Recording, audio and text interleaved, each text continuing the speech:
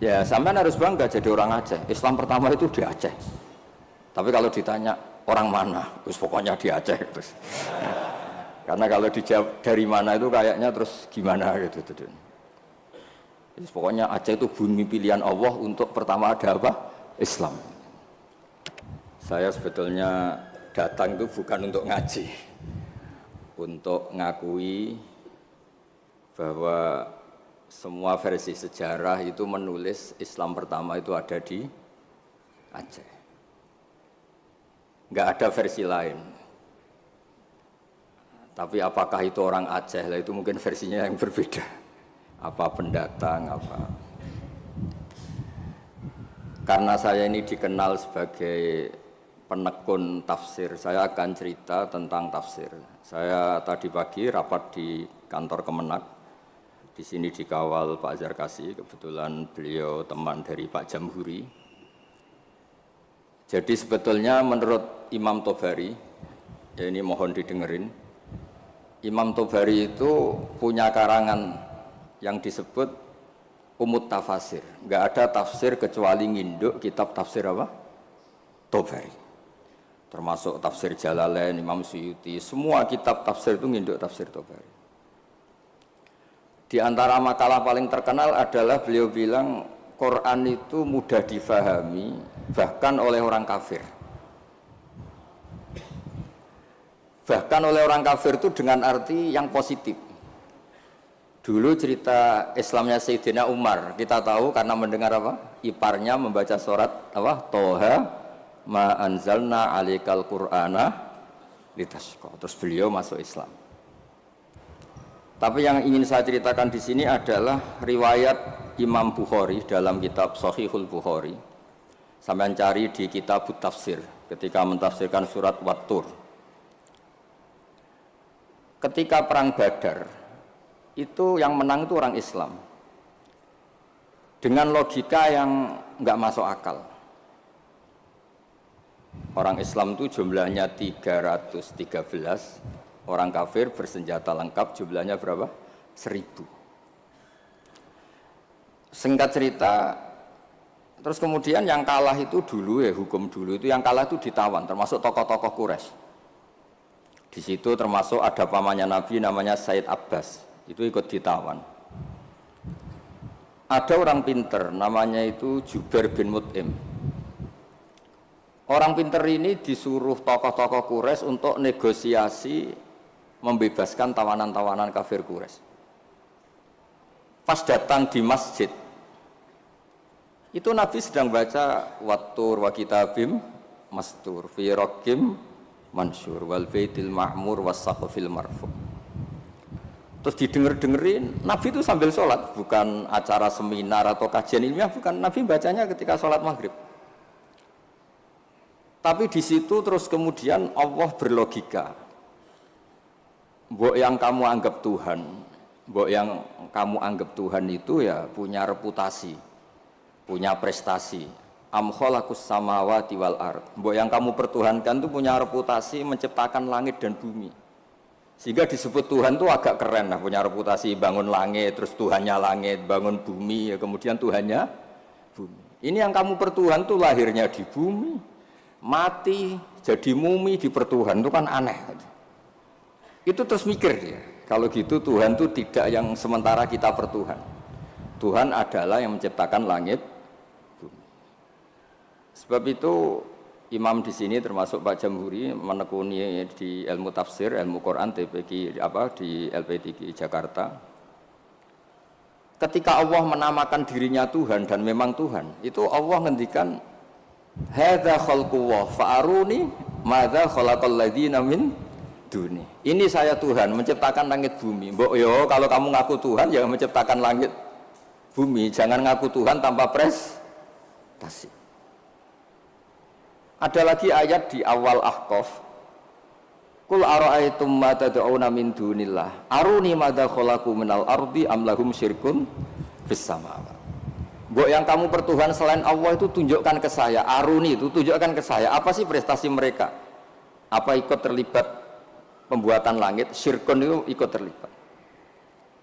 Sehingga tidak ada jawaban lagi kecuali Tuhan itu adalah Allah yang qadim, Allah yang wajibil wujud. Terus Jubair bin Mut'im kemudian masuk Islam. Berarti sudah ada dua tokoh terkenal yang memahami Quran sebelum masuk Islam. Tentu ini memahami yang benar. Sebab itu sabda Rasulullah SAW, saya ini bangga punya mukjizat yang tidak musiman, kata Nabi, yaitu Quran. Kata beliau yang dikutip di Sahih Bukhari di awal Mukjizatul Quran, kata Rasulullah, sabda Rasulullah, ma minal anbiya'i nabiyyun illa qad utiya minal ayat ma mithluhu amana alaihil bashar wa inna ma kana alladhi utituhu wahyan auhahu wa ilayya fa arju an akuna aktsarahum tabi'an yaumal qiyamah. Semua nabi itu punya mukjizat tapi bentuknya fisik. Karena bentuknya fisik, maka ketika mukjizat itu sudah lewat, nggak ada saksi lagi. Misalnya tongkat Nabi Musa bisa membelah laut, bisa jadi ular besar. Kita sekarang kan nggak bisa membuktikan itu. Kalaupun itu nyata di masa lalu, saksinya sudah meninggal. Tapi mukjizatnya Quran ila yaumil qiyamah. Nah, ketika semua ulama, terutama mukjizat rasionalitas berpikir. Saya cerita sedikit, saya biasa bahasa Jawa, tapi ini harus bahasa Indonesia karena kayak di luar negeri. Saya tadi kan rapat di Jakarta, kayak masih di Indonesia. Setelah di pesawat semuanya orang Aceh, ngomong itu kayak orang Thailand. Ini saya di luar negeri apa masih di Indonesia. Saya tidak tahu imam masjid tadi ngerasani apa. Tahu-tahu saya disuruh ngaji, tapi nggak ngerti satu bahasa apa. Kayak mantra. Jadi ini saya kayak di luar negeri. Jadi saya di luar negeri 2 kali, 1 ke Madura, 2 ke Aceh. Sama-sama nggak paham. Mukjizat tertinggi adalah dalalatun akliyah atau hujjatun akliyah. Sebab itu agama ini Allah memaklumatkan liqaumi yaqilun liqaumi yatafakkarun. Fir'aun itu jumawa, zalim, ngawur, wah, semua kesalahan ada di Fir'aun. Memaklumatkan diri sebagai Tuhan. Saking yakinnya dia Tuhan, itu ketika Musa, Fir'aun, kamu tuh harus nyembah Tuhan. Nah, Tuhan kamu siapa Musa? Rabbus samawati wal ard, yang menuhani langit dan bumi. Kata Fir'aun, soal menuhani bumi, saya jalan kemana-mana gak ada Tuhan selain saya. Kata. Soal kemungkinan Tuhan Anda di langit, saya mau bikin piramida yang tinggi. Nanti saya akan melihat Tuhan kamu ada apa enggak. Dia bilang ke arsitekturnya, ya Haman ibnili sorhal la ali abluhul asbab as-samawati fa'attali'a ila ilahi Musa. Saya akan bangun piramida yang tinggi. Nanti saya intip Tuhannya Musa itu ada apa enggak. Musa pusing kan, karena beliau sebagai Tuhan pun nggak pernah lihat Allah. Apalagi ini apa? Fir'aun itu kalau piramida jadi, Fir'aun naik, nggak melihat Allah, terus disimpulkan nggak ada, repot. Ternyata kalahnya Fir'aun dan yang menjadikan orang sekeliling Fir'aun itu iman, itu dengan logika sederhana. Ya sudah, kalau Rabbus samawati wal ardi kamu nggak percaya, Nabi Musa ganti jurus. Kalau orang bilang ganti logika, Rabbukum wa Rabbu abaikumul awwalin, yang menuhani nenek moyang kamu. Itu orang sekeliling Fir'aun terus tahu kalau Fir'aun itu gak Tuhan. Ini kalau dia Tuhan, terus bapaknya Tuhannya siapa, mbahnya siapa, kakeknya siapa. Karena Tuhannya itu punya tanggal lahir. Masa Tuhan lahirnya dulu bapaknya, dulu mbahnya, lalu babanya itu yang menuhani siapa. Jadi disebut Tuhan itu siapa? Yang menuhani nenek moyangmu. Berarti apa? Fir'aun itu wujida ba'da alam yakun, dia ada dimulai dari ketidak ada. Berarti zaman dunia nggak ada Fir'aun ya tetap baik-baik saja. Matahari ya tetap tugas, rembulan ya tetap tugas. Yang orang miskin ya meneruskan miskinnya, yang orang kaya meneruskan kayanya, normal semua. Yang orang hitam ya meneruskan hitamnya, yang ganteng ya meneruskan apa? Ganteng, normal semua. Tanpa ada Tuhan, yaitu Fir'aun. Logika itu membentuk orang-orang sekeliling Fir'aun itu terus menjadi iman. Makanya disebut waqala rajulun mu'minun min ali fir'aun yaktumu imanah. Ada banyak orang yang iman tapi menyembunyikan Karena nggak bisa bendung logika yang dibawa oleh Al-Quran. Makanya disebut qul falillahil hujjatul balighah. Quran Allah yang dilewatkan Rasulullah itu punya logika yang tidak terbantahkan. Disebut al-hujjatul balighah. Sebab itu penting membawa ulang Quran dengan logika-logika yang ilmiah. Saya kenapa matur begini? Saya ulang lagi, saya sebenarnya nggak niat ngaji, tapi ini diminta dan bentuk penghormatan saya karena hampir semua penulis itu yakin Islam pertama di Aceh. Tapi ya tidak usah jumawa karena yang bawa ada orang Aceh. Jadi ya tapi ya harus bangga lah bagaimanapun itu di bumi Aceh. Tapi jangan ditulis sejarah dan oleh orang Aceh, ya tidak usah, biasa aja. Kayak Islam besar itu di Madinah, tapi yang besarkan orang apa? Mekah. Orang Mekah ya tidak usah jumawa. Nabi Muhammad SAW itu tidak Mekah asli. Beliau itu Aryaniul asli karena punya darah Khalilur Rahman Ibrahim. Orang Ibrahim itu orang Musol, marganya Arya. Makanya banyak orang-orang soleh disebut Arya. Arya itu marganya Nabi siapa? Ibrahim. Sehingga orang Mekah bangga Nabi itu Arab-Arab, Nabi Muhammad ya nggak suka. Saya ini turunan Ibrahim. Ibrahim itu orang Aryani, orang Irak. Nah, orang Mesir juga senang karena Siti Hajar itu orang apa? Mesir. Nabi Ibrahim nikah sama Siti Hajar, punya putra Ismail, kemudian melahirkan bangsa apa? Arab. Dan bentuk penghormatan Allah pada orang-orang kampung, orang-orang pedesaan. Yang menjadi dagingnya Nabi itu apa? Susunya, air susunya al-Halimatus Sa'diyah. Jadi Nabi itu disusui oleh Imro'atun Badawiyah, perempuan desa, yaitu Halimatus. Maka pada diri Nabi itu ada Mekahnya, ada Mesirnya, ada Aryaninya, ada daging yang tumbuh dari Labanul Murdiah, yaitu Halimatus Sa'diyah. Maka ngendikane guru saya Kiai Memun, juga ngendikane Bapak, memang Nabi itu didesain supaya semua orang itu bangga. Misalnya sampean wong desa bangga, biye-biye sing nyusui Nabi ku Halimatus Sa'diyah. Ya, sampean harus bangga jadi orang Aceh. Islam pertama itu di Aceh. Tapi kalau ditanya orang mana, terus pokoknya di Aceh terus. Karena kalau dijawab dari mana itu kayaknya terus gimana gitu. Terus pokoknya Aceh itu bumi pilihan Allah untuk pertama ada apa? Islam. Ya saya ulang lagi. Logika ini mengalahkan kekuatan apapun. Sehingga ketika Saharatu Fir'aun itu iman semua, itu hanya dengan logika, termasuk tadi kalau engkau Tuhan Fir'aun, lalu yang nuhani nenek yang kamu itu siapa? Jadi dikatakan Allah Tuhannya langit, Fir'aun masih jumawa mau ngintip lewat apa? Piramida. Tuhannya bumi, Fir'aun masih jumawa, selama ini yang jadi Tuhan saya katanya. Jadi mensifati Allah itu dengan logika yang tidak terbantahkan. Nah, itu yang ada di surat Tur, am khuliqu min ghairi shay'in, saterusnya am khalaqus samawati. Terus ada lagi yang mencibir mereka, orang-orang kafir. Am lahum sulamu yastami'una fi. Kalau mereka Tuhan dan menciptakan langit, boleh sekali-kali kunjungan ke langit dong. Khazanahnya dicuri orang apa enggak, masih apa enggak, terus gudangnya masih apa enggak. Sulam itu tangga. Kalau mereka merasa Tuhan dan pemilik langit, sekali-kali boleh naik ke langit, ngecek gudangnya masih apa enggak. Khazain itu maknanya apa? Gudang. Ini Tuhannya langit, di bumi terus. Naik pohon mangga aja kadang jatuh, kadang tulang patah, dioperasi, ini terus gimana? Ini Tuhan model apa? Begitu juga yang dipertuhankan selain Fir'aun. Kadang Allah hanya ngendikan kana yakulanit to'am, kana yakulanit to'am. Yang dianggap Tuhan itu masih makan. Kalau masih makan berarti kalau nggak makan tuh lemes. Lama-lama ditili umatnya, gimana Tuhan? Oh, saya sakit, lemes, kurang makan. Bareng makan sehat lagi. Terus orang itu cuma alhamdulillah habis ngasih makan apa?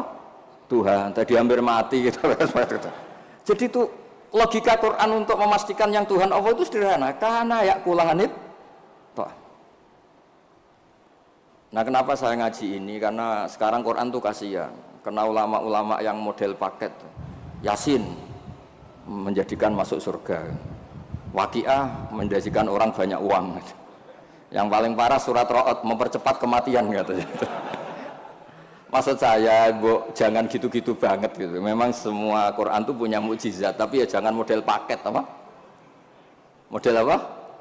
Kadang-kadang masalahnya dibantah. Itu Cina nggak pernah baca waqiah kaya. Kan repot kalau model. Boyo ngaji waqiah itu adalah oke lah, mungkin sebagian orang kalau baca waqiah rezekinya lancar. Tapi boyo baca misalnya, ini hebatnya Allah. Allah ngendikan begini, falola in kuntum ghaira madinin tarji'unaha in kuntum shadiqin. Falola idza balaghatil hulqum wa antum khina idin tantu. Hei para pendakwah Tuhan, hei para orang yang mengaku dirinya Tuhan. Boyo jangan mati, Tuhan kok mati. Mbok ketika nyawa kamu sampai tenggorokan, kamu tarik lagi, Tuhan kok mati kan? Itu falola in kuntum ghaira madinin tarji'unaha in kuntum shadiqin. Kamu tuh gimana? Tuhan kok kehilangan nyawa itu? Ini model apa gitu. Jadi logika yang dibangun Quran itu al-hujjatul balighah. Sebab itu Nabi ngendikan, saya berharap dengan mukjizat ini Islam abadi kuat ila yaumil qiyamah. Coba kalau mukjizat kita tongkatnya Nabi Musa, bisa rebutan orang Jawa sama orang Aceh, rebutan tongkat. Nanti setelah di masjid Aceh rebutan, imam sama wakil imam rebutan. Setelah dibuktikan dipukulkan laut, sama-sama nggak mandi, ribet. Tapi kalau mukjizatnya Quran ini nur yamsi bihi finnas, menjadi nur yang selalu kita bawa. Misalnya nyuwun sewu kita miskin nggak ada yang menghormati, nggak ada yang percaya. Itu kata Imam Ghazali, resepnya orang miskin akut disuruh datang ke kuburan. Ini yang ngendikan Imam Ghazali, kitab Ihya. Disuruh datang ke kuburan, terus di hatinya bilang gini, semua orang yang mati mulai Nabi Adam sampai kiamat keinginannya hanya satu, ingin hidup lagi di dunia. Dan saya punya yang diingini seluruh orang mati di seluruh dunia. Orang kalau sudah mati meskipun orang soleh tetap ingin kembali ke dunia. Bedanya yang soleh ingin menambah apa? Kesolehannya. Artinya apa? Sekira-kiranya orang itu punya sesuatu yang diingini oleh orang yang mati mulai Nabi Adam ila yaumil qiyamah. Orang yang sudah mati inginnya apa? Hidup lagi. Dan kita punya kehidupan. Sehingga terus syukur karena masih hidup. Ya gak usah alasan mapan apa enggak. Kenapa kamu syukur? Masih hidup. Itu aja penjelasannya sudah. Terus terakhir saya cerita tentang, ini saya tidak bosan-bosan matur supaya jenengan tambah kuat imannya. Ini cerita wali. Anda boleh percaya, boleh enggak. Tapi logikanya benar. Logika ini pasti benar. Dulu zaman Nabi Adam diangkat jadi khalifah, itu malaikat itu protes. Kenapa Adam jadi khalifah? Manusia itu ya mesti tergila-gila lah, biasalah manusia tergila-gila harta, tahta, wanita. Ini bahaya kalau manusia jadi khalifah. Terus kata Allah, tapi saya tahu kelebihan manusia. Ternyata malaikat tuh nggak bisa melogikakan kenapa kita harus bertauhid. Jadi malaikat ditanya Allah, kenapa kamu iman sama saya? Kata malaikat, saya ini kan malaikat, ikut panitia menciptakan langit surga. Ya, jadi saya tahu lah kalau, jadi dia iman tuh karena tahu. Malaikat kan ada penjaga neraka. Malaikat kan pasti percaya kalau neraka ada, dia panitianya kan dia yang jaga. Malaikat Ridwan ya mesti percaya, dia megang kuncinya kan. Tapi kita ini kan kayak sampean semua kan tidak yakin masuk surga. Ya nggak ngerti surga di mana. Tapi kalau baca la ilaha PD-nya la ilaha illallah la ilaha, karena miftahul jannah la ilaha illallah. Singkat cerita, suatu saat itu manusia dipanggil sama Allah. Coba malaikat-malaikat tuh ajarin cara berlogika tauhid yang benar. Ya saya ini bukan nyinggung jenengan, kebetulan yang dipanggil gak jenengan, yang dipanggil Imam Amudi sama Allah. Coba terangkan, nggak melihat Tuhan kok percaya adanya Tuhan itu gimana? Imam Mahmudi nerangkan itu sederhana. Angka itu 2, 3, 4, 1000, semiliar, setriliun. Nisbatu dzalika ilal wahid, nisbatul far'i ilal asli. Angka itu 2, 3, 1 miliar, 1 triliun. Dinisbatkan ke angka 1, semuanya itu cabang dari angka 1. Fal aslu huwal wahid, yang asli, yang pokok adalah angka 1. Nah itu qul huwallahu ahad. Oh malaikat gede-gede kok bisa mikir gitu, kok bisa. Artinya apa? Manusia meskipun nggak ngerti langsung Allah itu kayak apa, tapi tetap yakin karena semuanya dimulai dari angka Ya, jadi angka itu 2, 3 sampai 1 miliar, 1 triliun apa? Nisbatu dzalika ilal wahid, nisbatul far'i ilal asli. Semuanya itu cabang, yang pokok adalah angka 1. Terus 2, beliau mencontohkan gambar. Saya tidak bosan-bosan nyatakan, sampean ngerti gambar. Sampean cek gambarnya bagus atau jelek gak masalah, sementing gambar. Sampean gambar masjid Baitur Rahman ini. Iya, Baitur Rahman ya. Karena yang Baitur Rahim diambil di daerah saya, jadi di sini. Kamu gambar itu mesti dimulai 1 titik. Mbok gambar kamu bagus atau jelek dimulai dari 1 titik. Itu nuqtatil wujud. Itulah sirrinya, rahasianya kenapa Quran dimulai Bismillahirrahmanirrahim. Itu dimulai dari 1 titik, yaitu nuqtatil wujud. Bahwa semuanya dimulai dari 1 titik wujud sing abadi, yaitu Allah sing wajibil wujud. Makanya oleh Syekh Nawawi Al-Bantani, ba itu disingkat bi kana makana wa bi yakunu ma yakun. Itu di semua ulama, di I'anatul Thalibin, di bi karena saya semuanya menjadi ada, dan karena saya pula kata Allah yang akan ada menjadi ada. Logika seperti itu kita tidak perlu lihat surga neraka, sampai nggak perlu lihat bidadari dulu untuk percaya adanya apa? Surga. Makanya ini penting. Agama ini disebut qul falillahil hujjatul baligh. Hujjah itu argumentasi. Jadi saya mohon semohon-mohonnya, ini tadi saya bawa mushaf sebagai hadiah untuk masjid. Saya mohon Quran itu dikembalikan rohnya. Dulu begitu bangga Nabi dengan Quran itu karena logikanya jelas. Itu tadi yang tauhidnya. Ini ada waktu mungkin 5 menit saya nyontohkan logika sosial, peradaban sosial. Kenangannya orang Madinah, kata orang Madinah, kunna abkhosan nasi kailan. Dulu kita ini orang yang sangat buruk dalam transaksi.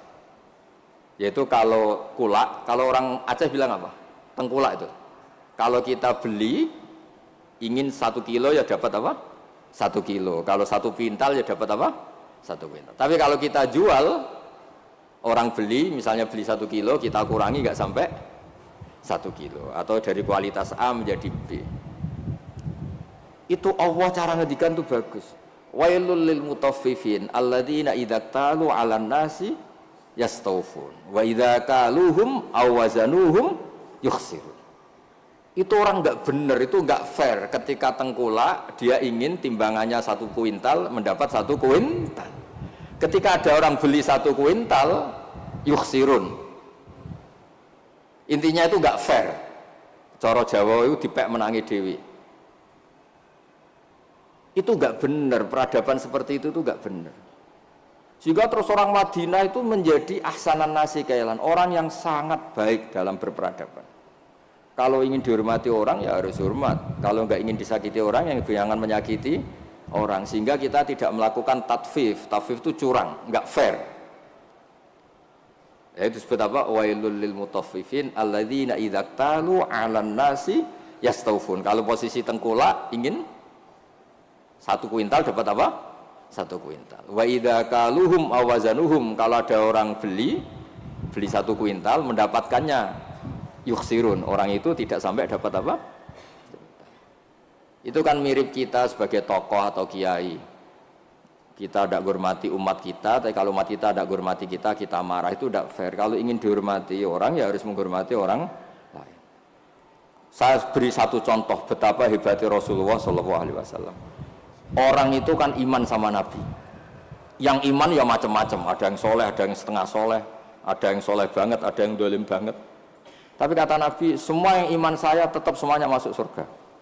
Soal neraka dulu itu sudahlah, sementing nanti akhirnya masuk surga. Karena itu fair, masa sudah iman ke saya kemudian tetap saja gak masuk surga, terus untuk apa? Sebab itu Nabi ngendikan syafaati li ahlil kabair min ummati, meskipun salah kalau itu umatku bersyahadat tetap tak kasih apa? Syafaat. Dan Quran sendiri memaklumatkan summa aurasnal kitab alladzina astafaina min ibadina. Quran ini bisa berguna untuk siapapun.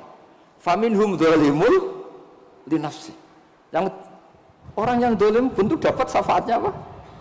Quran. Wa minhum muqtasid. Itu fair. Artinya fair itu Nabi diimani oleh sekian orang, kemudian tiap malam bertahajud. Hanya apa? Mohon supaya dikasih hak apa? Syafaat. Karena beliau tahu, setahu-tahunya kalau umatnya banyak yang salah itu setahu-tahunya. Wong ada orang suka ke masjid itu karena WC-nya di rumah jelek, enak WC masjid. Ada orang kalau di masjid betah, dikira itu ahli itikaf, ternyata AC-nya enak AC masjid. Sudah lebih dingin nggak bayar. Jadi masjid saja jadi sarana, ya begitu itu. Itu kalau nggak disyafaati Nabi tidak bisa. Orang senang Mekah itu kan bagus. Tapi sekarang senang Mekah itu ya travel-travel yang bisnis itu. Itu promosinya itu Masya Allah. Saya itu agak dibenci sama tokoh-tokoh travel, tapi ya nggak berani lah. Kualat kalau benci teman-teman. Ceritanya itu ada orang haji. Biasanya kalau orang haji itu kan kiainya muji-muji apa? Haji, soalnya orang haji itu gini-gini surga, al-hajjil mabrur salahu jazaa'un ilal apa? Jannah. Biasanya di BRI, di BNI kan ada hadis-hadis itu. Ada orang haji kan dilepas sama kiainya. Kebetulan kiainya saya ngelepas ya haji mabrur itu masuk surga. Yang sabar dengan kemiskinannya ya masuk surga. Sering dimarahin istri sabar ya masuk surga.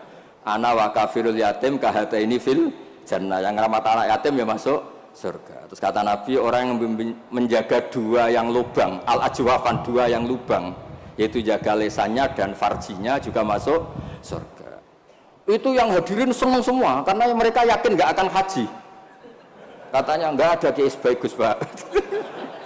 Karena yang nggak bakat-bakat haji, yang miskin permanen atau apa, semua.